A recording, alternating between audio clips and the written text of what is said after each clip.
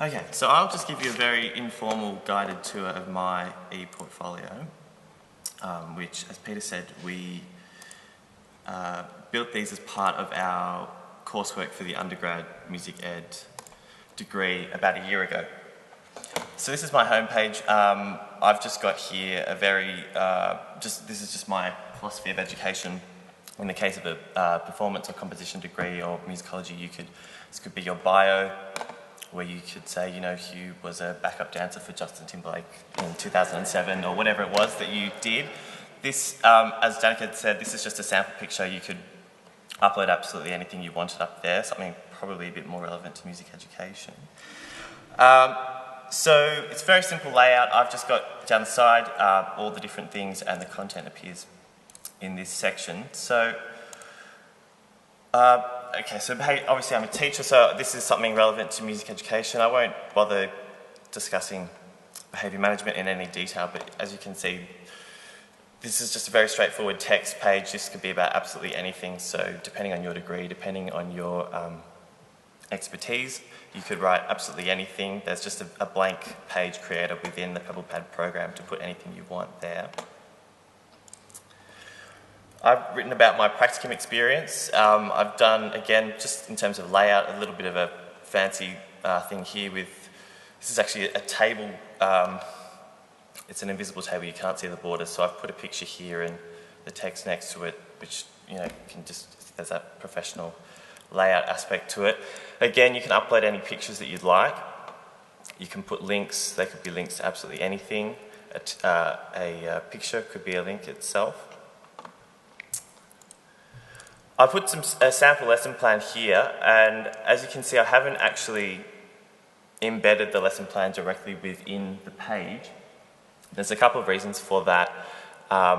These are lesson plans that are created within Microsoft Word, so they've got pictures and tables and dot points and all sorts of things that Microsoft Word is designed to do. So trying to then implant that within this program, it's not what this is designed to do. So it's very simple to upload any file, and you can then just download it straight from the page.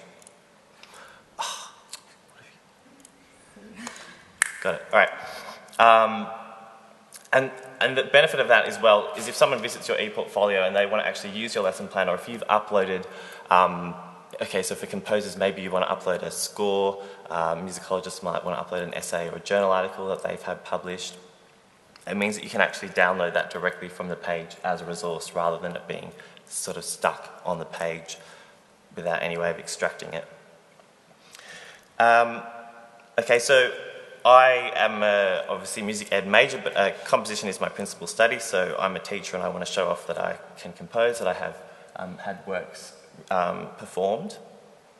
So I put a YouTube video here of a piece of music that I wrote that was a piece of music that I wrote that was performed at the con. And again, I haven't actually embedded that in the page, I've just got a link to YouTube here. Again, you've got within your PebblePad user name, you've got a limited amount of space. So obviously videos are quite large files and you can't fit too many of them in there. So it's very easy again to just link externally to content. And I mean, a lot of professional websites do that themselves, just link straight to YouTube. So there's no problem at all in doing that. And again, so composers, you could have videos of your compositions, you could have audio, performers could have videos of their performances, conductors could have videos of their conducting, musicologists could have videos of them writing essays. So this, sorry, I haven't talked about my CV. I was leaving that till last. This is a slightly different setup. As Danica said, they've got within PebblePad their own sort of CV creator with each of these subheadings, so you can, they have specific input for qualifications, employment, referees, etc. I have to say that this I found a little bit limiting, particularly as a teacher, because when you are applying for a job, there's obviously very specific criteria and things that you need to be addressing in your CV, which aren't sort of catered for within this. Having said that, it would be very easy to again, go back to sort of the blank page creator and write your own CV and structure it how you wanted to. Or as Danica did, again, just upload a CV as a PDF and download it straight from the page. So in that way, I actually think that this works a lot better as what it says it is, as a portfolio rather than as a CV. So I've got all these different sort of samples of work, samples of things that show off who I am, and it functions more as kind of a centralised portal to all these different things. As I say, I haven't necessarily embedded it straight within the actual page, but there's all these, it's a central location to go and link off to a whole lot of different things, which is a lot more applicable, I think, to the kinds of professions that a lot of the students here are going to be ending up in with performance, and where there's not these very specific job descriptions. It's more just a very broad look at, this is all the different things that I can do. And another advantage that I would say, it's very simple, and I don't have any empirical evidence to back this up, but I would suggest that even just having links here like that, if you submit something on paper, you could even type on the page, go and visit my video at this da-da-da-da-da, but with my experience with human nature, the effort required to go and type that link in, as compared with just going, oh, it's right there, I can click it and check it out, I think you'll get a lot more customers that way. And, you know, hopefully get a lot more people checking out your abilities. I think that's more or less all I have to say. If there are any questions at this stage. Yeah? Where do those customers come from? Is it available publicly? Is it, how do you link to this page? Ivan wants to know, who will the customers be and how will they get to this? Is that right, Ivan? Okay, thanks. And you would send, when you were applying for a job, you would send a link to your ePortfolio, and then people can view it. It's as simple as that. You just send a link, and it probably would be in an email. Here is the URL for my ePortfolio, and then people can come and look at it. And that can have it. Meta tags for search purposes? Is it possible to add meta tags for search? I understand your question. I know what you're talking about. Can you repeat the question? The question was, is it possible to add meta tags to your ePortfolio? So what that means is all websites have got meta tags. So when you search on Google, what you're looking for comes up. The answer is I don't know. It's possible. I'm not no, Jennifer's shaking her head. Probably not, no. But you do have the right, when you send the link, to put a time limit. So, you know, as you get a normal link in, quite often in an email, this link will stay open for 2 weeks, 3 weeks, 4 weeks, and then it's closed off. Yep. What the size that you're allowed, you said there's limitations in terms of the size the university allows? Good. So the question is about the capacity of the template. Jennifer, can you... 10. So, yeah, there you go. And what are the advantages over, I mean, there are so many free commercial versions of this which are very easy to use. Sure. What are the advantages of this, and actually the free ones you get more storage than 10 megabytes, and how long will the university support? Yeah. The question is, what are the advantages of PebblePad over, say, Mahara or Moodle or any other commercially free, probably free software that does the same thing? That's a bit of a moot point. Do you have a response to that? It's hard. I can't answer. I haven't used any of the other programs. This is the one that we've been using. Yeah, I haven't used others either. Yeah. But I guess. The point is the university has taken this, and for university-sanctioned use, this is the one the university has chosen. But there are many, many other programs which students do use and staff members do use. But are they going to, when the student leaves, how is it for a decade that they Good can question. access this? How long? Yeah. The question is how long a student has access to PebblePad after they graduate. Jennifer, do you want to take that one? 1 year. They have 1 year free from the university, and then the company will give them 2 years for $20.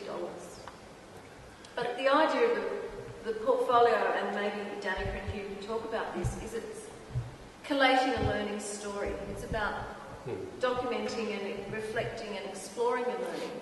as opposed to using it 2, 3, 4 years later. It's a tool. It has, maybe you can respond to that better. it has a number of uses. One of them obviously is to collate work, but it's also about reflecting and seeing your learning journey over 3 or 4 years and using the ePortfolio to think back on that and see what you've been learning. How does it do that better than, say, if you were just trying to do that yourself anyway? Like, how does the program actually encourage you to do that more than if you were going to do that yourself? I think there's ways like for lecturers to send, for instance, assets to you so that you can use them and kind of collaborate with them, or send it, personally to one person and just share it through, these links here for a certain amount of time.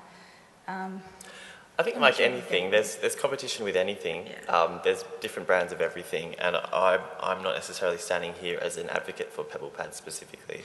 As you say, if you want to practice reflective learning, you can just load up Microsoft Word and type about things that you've learnt, and that could work for you. I think the idea is more, everything is heading towards being paperless, so I think it's more just encouraging students to think about how they could digitise this sort of learning and this sort of self-promotion, I guess. Other questions? So David, you had a question too? Oh, it was being answered, sorry. Justin. Issues of copyright and material that's posted, has that been looked at and how that's controlled? The question is about copyright and intellectual property, I assume? Yeah, okay.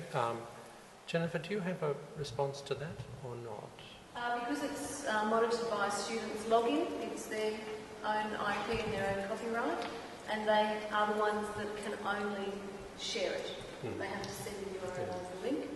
We have had to deal with the question of filming in schools or in an orchestra where people's identities can be revealed, and we've got ways around that where you film from behind, so you're not displaying people's faces, but you can clearly see Danica conducting from the back of an orchestra because you're watching her, not watching the people who are playing. So we have had to contend with those issues as we've been developing this. I think mostly though, copyright, I mean, you're talking about yourself really. You're not, you've got copyright on you, so it's not really that you're using anyone's material. Okay.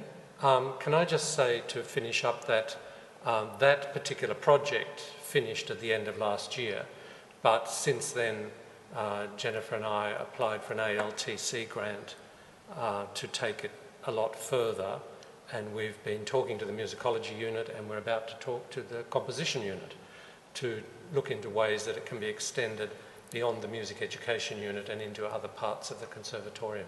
So that's what you'll be seeing me doing a lot this year. Yeah? Thank you, Hugh, and thank you, Danica. Let's have a hand.